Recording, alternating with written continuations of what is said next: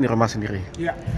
Terus kemarin di Civilik kita juga kan agak jauh gitu, menurun. Ini gimana nih nanti? Ya.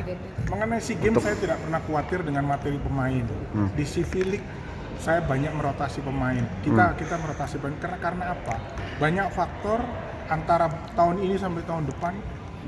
Sampai Jepang bayi lah. Semoga pemain kita kondisi fit, tidak ada yang cedera. Kalau ada yang cedera, saya tidak khawatir. Kenapa? Karena pelapisnya sudah punya jam terbang pertama. Harapan saya semuanya sehat untuk tampil di SEA Games Desember 2025. Kalau mengenai kualitas pemain saya tidak pernah khawatir. Tetap masih yakin. Terlepas kemarin Thailand bisa menang 3-0 sama aja, tapi secara permainan kita selain karena masalah persiapan, masalah kebugaran tadi sudah saya singgung. Bayangkan sepanjang itu Proliga, lalu ada Tarkam, ada Kapolri Cup, habis pemain habis. Tapi Mas Audrey ada rencana nggak sih Mas buat bikin tim putri kayak Garuda Jaya buat U21? Ya itu tadi tantangannya itu tadi. Artinya pemain yang sudah saya searching dari PON, dari Kapolri, dari Proliga yang kelahiran 2005 saya sudah dapat.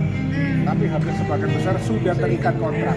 Sehingga kita membuat konsep Garuda Jaya Putri itu ada tantangan. Nah, sejauh mana PBVSI bisa mengintervensi itu? Kalau memang nggak bisa, ya terpaksa kita jalan dengan artinya mereka ya terlepas klub-klub itu pakai pelatih asing, tapi kerjasamanya nggak ada. Pertama, yang kedua harapan saya pribadi sebagai Pimpres, pemain-pemain kelahiran 2005 yang ada di klub-klub itu jangan jadi cadangan. Ya, makanya kalau seandainya mereka ikut kita sudah pasti tim inti jam terbang sama seperti Garuda Jaya. Tapi kalau ada di klub lain pelapis pasti. Harapan saya kalau pelapis yang sering masuk oke lah. Tapi kalau pelapis 14, 12, 14, 12 sayang. Tapi itu tadi karena keberatan dari mereka sudah ada komunikasi. Mau nggak PBVSI? Nah itu kita nggak sejauh itu. Itu sih tantangannya.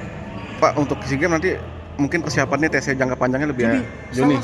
Selesai Proliga kita sudah Juni langsung TC. Ya. Laki perempuan? Putra putri. Ya, karena dari Juni sampai Desember itu ada AVC Challenge, ada Civilik. Jadi berkesinambungan ya. Prestasi tahun ini nggak mau kita jadi PR bahwa tahun lalu jangan diulangi lagi lah. Makanya kita harus tampil terbaik. Kalau nama-nama lain kayak Rifan itu gimana tuh Coach? Masih tetap. Masih bisa ya? Masih tetap. Itu tadi Rifani, Sardio, Farhan, Doni kan walaupun masih, tapi tetap mereka tetap yang terbaik.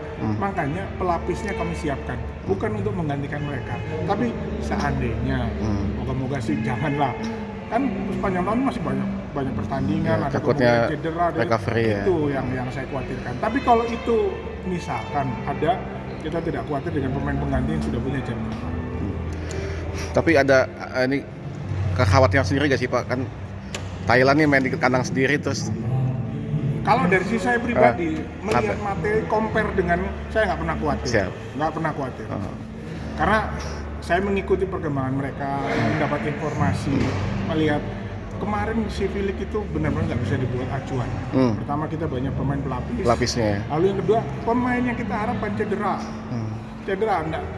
Farhan dalam kondisi tidak cedera, tapi mentalnya, fighting spiritnya, kebugarannya minus semua. Minus, nggak bisa diharapkan. Itu. Makanya saya nggak terlalu khawatir. Ya memang tetap saya bertanggung jawab sebagai Pimpres. Tapi kalau melihat perbagian, ini sama melihat persiapan bagaimana Thailand, saya nggak pernah khawatir. Oke. Mas Audrey terima kasih.